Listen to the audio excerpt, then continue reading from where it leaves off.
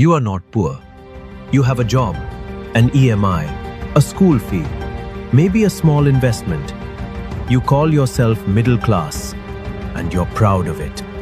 But here's the uncomfortable truth nobody is saying out loud.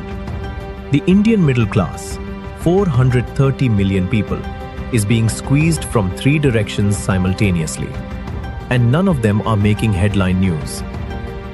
By the time they do, it may be too late to react.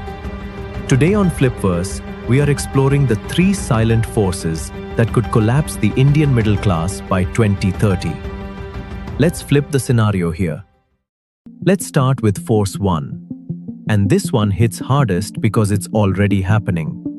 TCS, India's largest private employer, cut over 20,000 jobs in a single quarter in 2025. Infosys reduced its workforce by nearly 20,000 between 2023 and 2025. Wipro is following the same path. The official reason? Skill mismatch. The real reason? AI.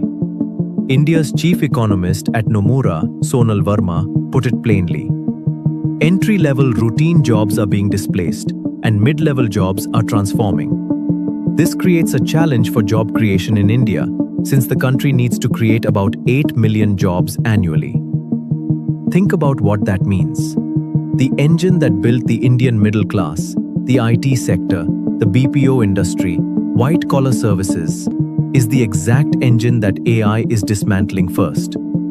India's NITI Aayog projected that in a worst-case scenario, the tech services headcount could fall from 7.5 to 8 million workers in 2023 down to 6 million by 2031. And over 60% of formal sector jobs are considered susceptible to automation by 2030.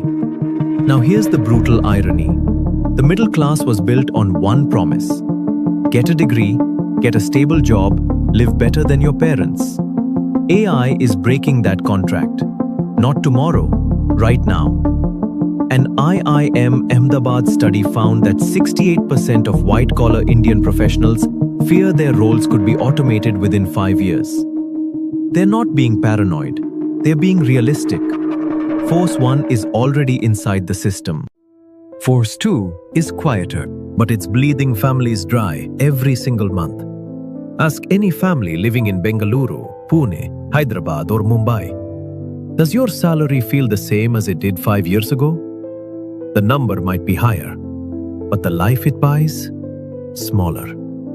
Middle-income earners are now spending almost 55% of their monthly income on basic expenses, up from below 45% just a decade ago. Housing is the single biggest culprit. Affordable housing in Indian metros has effectively disappeared. Developers have abandoned mid-income projects entirely because luxury homes are more profitable. A 1 BHK in a major metro now costs 25,000 rupees to 60,000 rupees per month in rent alone. And buying? A home loan today ties a family to 20 years of EMIs, before they've even factored in school fees, medical bills, or groceries. The official inflation number may look controlled, but that number tracks an average basket.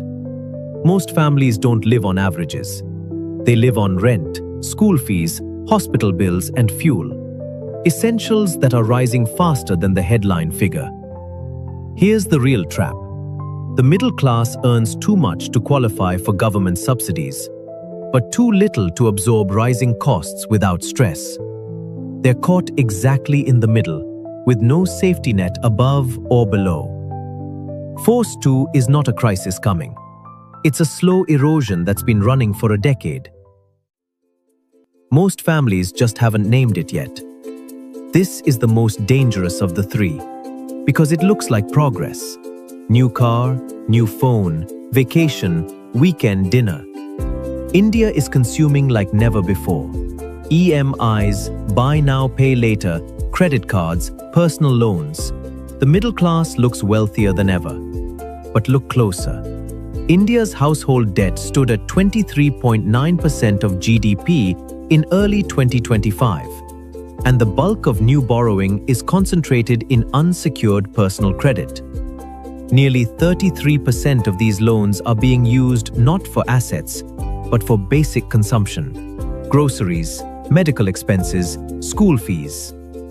Net financial savings have fallen to 5.3% of GDP, the lowest in around 5 decades. Families are not just borrowing more, they are saving almost nothing, leaving them acutely exposed to even minor economic shocks. And the cracks are already showing. Defaults on personal loans under 10,000 rupees rose 44% between December 2023 and mid-2024. 68% of subprime borrowers are under financial distress, many borrowing fresh loans just to repay the previous ones. This is the debt trap cycle, and the middle class has walked right into it, not out of recklessness, but out of survival. When AI takes a job, there's no savings cushion. When urban costs spike, there's no emergency fund. The debt that looked like confidence is actually fragility with a lifestyle on top. Force 3 is the match. Forces 1 and 2 are the fuel. So here's the Flipverse scenario. What if all 3 forces hit simultaneously, which they already are? AI erodes the income. Urban costs erode the purchasing power. Debt erodes the safety net. The middle class doesn't collapse in one dramatic crash. It slides, quietly. One missed EMI at a time. One job loss that takes 18 months to recover from. One medical bill that wipes out a year of savings. The official numbers will still look fine. GDP will grow. Consumption data will hold up. But the family behind that data? They'll be holding on by a thread. Now here's the flip. The scenario where this doesn't happen. India creates 8 million jobs a year in new sectors.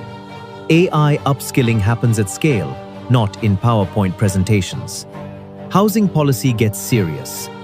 Debt regulation protects the vulnerable before a wave of defaults, not after.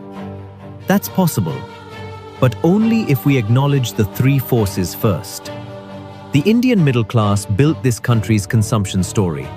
It deserves more than silence on the forces threatening it. If this made you think, share it with someone who should hear it.